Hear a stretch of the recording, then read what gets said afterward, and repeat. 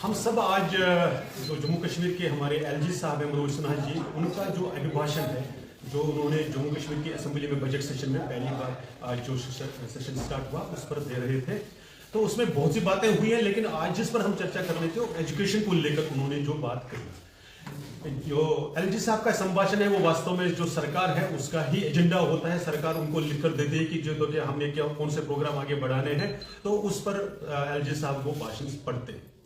हमने जब एजुकेशन के बारे में उनका जो भाषण सुना तो निराशा के सिवा और कुछ हाथ आया नहीं, लगा नहीं कि उसमें जो ये गवर्नमेंट है, नेशनल कॉन्फ्रेंस की जो सरकार है, उमर अब्दुल्ला साहब की जो सरकार है, वो सीरियस है एजुकेशन सेक्टर में रिफॉर्म करने के लिए और उसको आगे बढ़ाने के लिए। जो राष्ट्रीय एजुकेशन पॉलिसी है, नेशनल एजुकेशन पॉलिसी NEP 2022, जो यहाँ पर 2022 से लागू है, जिसमें 2024 में बार बार अप्रेजल करते हुए इंप्लीमेंटेशन के नाम पर जो अपग्रेडेशन जो बार बार होती है, उसको ध्यान में रखकर कोई प्रोग्राम इनके सामने है। इस निराशा भरे वातावरण में हम कहना चाहते हैं कि आप तो कह रहे हैं कि हम एजुकेशन का हब बनाएंगे जम्मू कश्मीर को, बनाएंगे कैसे, वो कब बताएंगे? हमें उम्मीद है कि जब बजट प्रेजेंट हो जाएगा 7 तारीख को, जब उमर साहब की सरकार का पहला बजट आ जाएगा, उसमें वो सारे प्रावधान रखे जाएंगे और बजटरी एलोकेशन हो जाएगी इस बात को लेकर कि जो जम्मू कश्मीर में एजुकेशन सेक्टर को इंप्रूव करे, जो जम्मू कश्मीर में एजुकेशन सेक्टर को नई एजुकेशन पॉलिसी के तहत आगे बढ़ाए, ताकि भारत का जो परिदृश्य है जो एजुकेशन को लेकर, वो जम्मू कश्मीर उसमें पिछड़ न जाए। आखिर ये जो राष्ट्रीय जो हमारी एजुकेशन नीति है, जो शिक्षा नीति है, उसमें है क्या?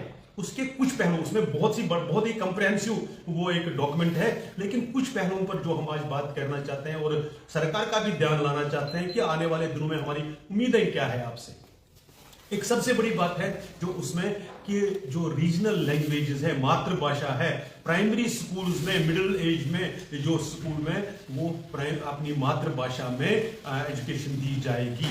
उसमें भी इंपॉर्टेंट है कि क्या करते हैं लोग, गूगल ट्रांसलेट करके अंग्रेजी के शब्दों को आप डोगरी में ट्रांसलेट करवाएंगे या कश्मीरी में ट्रांसलेट करवाएंगे। वैसा एजुकेशन नीति एक्सपेक्ट नहीं करती है। आपको ओरिजिनल जो उस भाषा के जानकार है, इसलिए जो इस सरकार को बताना चाहिए था कि हम डोगरी के कितने शिक्षक, ताकि डोगरी भाषा में यहां पर हम पढ़ा दें, इसके कितने शिक्षक इस बार लगाएंगे, कितने स्कूलों में डोगरी को इंट्रोड्यूस करेंगे। डोगरी भाषा की जो ट्रांसलेशन ना करके जो ओरिजिनल भाषा के जो शब्द हैं उनका उपयोग कैसे करेंगे। ऐसे ही कश्मीर में कश्मीरी भाषा को लेकर जो होना चाहिए था वो आज हमने उसमें गायब पाया, उसमें कहीं उसका जिक्र नहीं पाया। इसलिए ये एक बहुत इंपॉर्टेंट एस्पेक्ट जो है वो हम सरकार के ध्यान में लाना चाहते हैं कि जब आप प्रेजेंट बजट करेंगे तो ऐसी चीजों के लिए उसमें एलोकेशन रखें। ये हमारी उम्मीद है, हमारी एक्सपेक्टेशंस है। ऐसे ही दूसरी चीज जो होती है कि उसमें स्किल, वोकेशनल ट्रेनिंग के साथ साथ स्किल, क्योंकि हम जब देखते हैं कि जो पुराना जो हमारी एजुकेशन पॉलिसीज में जो सिस्टम है, उसमें से जो ग्रेजुएट्स, पोस्ट ग्रेजुएट्स भी निकलते हैं, तो इंडस्ट्री उसमें उनको नौकरी के लायक स्किल्ड, प्रॉपरली स्किल्ड ऐसा उनको नहीं मानते। इसीलिए 2020 की जो एजुकेशन पॉलिसी थी, जब जो इसका डॉक्यूमेंट आया था, उसमें वोकेशनल ट्रेनिंग, स्किल ट्रेनिंग पर बहुत थ्रस्ट दिया गया है, जिसमें केंद्र सरकार ने लगातार कोशिश करी है, बजट लगाकर भी, और कोशिश की अलग स्किल मिनिस्ट्री लगाकर भी, ताकि बच्चे राइट एज में, राइट टाइम पर, और वो जो रिजिड स्ट्रेटिफिकेशन थी डिसिप्लिन की, उसमें भी काफी फ्लेक्सिबिलिटी लाई कि अगर आप साइंस के साथ साथ सिर्फ ये साइंस है, वो आर्ट्स है, वो रिजिड बैरियर्स तोड़कर आप कैसा भी अपना कोर्स तक डिजाइन कर सकते हैं। लेकिन जो जम्मू कश्मीर में हमारे जो एक्सपर्ट्स हैं या जो नेशनल लेवल पर भी, वो मानते हैं इस ट्रांसफॉर्मेशन के लिए, इस शिफ्ट के लिए आपको इंफ्रास्ट्रक्चर से लेकर एक्सपर्ट्स की और स्किल्ड टीचर्स की भी जरूरत है। जो हमारा टीचिंग स्टाफ है उनके भी स्किल को एनहांस करने की जरूरत है। हम एक्सपेक्ट करते हैं, उम्मीद करते हैं कि जब यहां पर बजट प्रेजेंट हो जाएगा उसमें इसका सही ढंग से ध्यान रखा जाएगा, उसके लिए एलोकेशन सही ढंग से होगी। हम मानते हैं कि जो एक्सपर्ट्स भी बार बार कहते हैं कि जो एजुकेशन के लिए आपका फंड एलोकेशन है वो बहुत ही कम है, उसको बढ़ाने की जरूरत है। आपने अपने मैनिफेस्टो में भी उसको प्रॉमिस किया है, तो हमारी उम्मीद है कि जब आप बजट पेश करेंगे तो ये भी उसमें साथ के साथ होगा। एक बहुत ही क्रिटिकल जो आगे एक फैक्टर है जो एजुकेशन पॉलिसी में ठीक से एड्रेस किया गया था और जिसको जम्मू कश्मीर में भी इम्प्लीमेंटेशन के लिए अडॉप्ट तो किया गया। इम्प्लीमेंटेशन में आप कैसे करेंगे, तो वो था मैथमेटिक्स और मैथमेटिकल जो कैलकुलेशंस है उसकी जो अंडरस्टैंडिंग है उसको बढ़ाने के लिए बच्चों से, तो उसमें आपको इक्विप करना पड़ेगा। इक्विप कैसे, छोटी सी एग्जांपल्स हम देंगे। जो प्राइमरी के नर्सरी के बच्चे हैं आपने उनको पजल्स देने हैं आप, ताकि वो मैथमेटिकल उसको कैलकुलेशन से लेकर या उसको कैसे।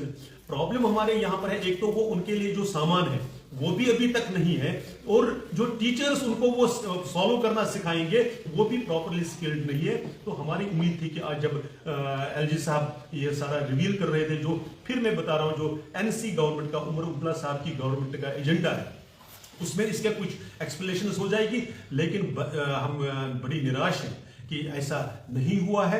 तो उम्मीद करते हैं कि बजट की जब प्रेजेंटेशन हो जाएगी उसमें इसका ध्यान रखा जाएगा ताकि जम्मू कश्मीर इस एजुकेशन पॉलिसी के तहत पिछड़े नहीं। हम पहले ही बहुत मामलों में मार खा चुके हैं और एजुकेशन, हमारा बच्चा पोटेंशियल उसका बहुत ज्यादा है, उसकी एबिलिटीज बहुत है, उसको राइट एनवायरनमेंट और राइट प्रशिक्षण देने की जो जरूरत है उसमें सरकार का काम है।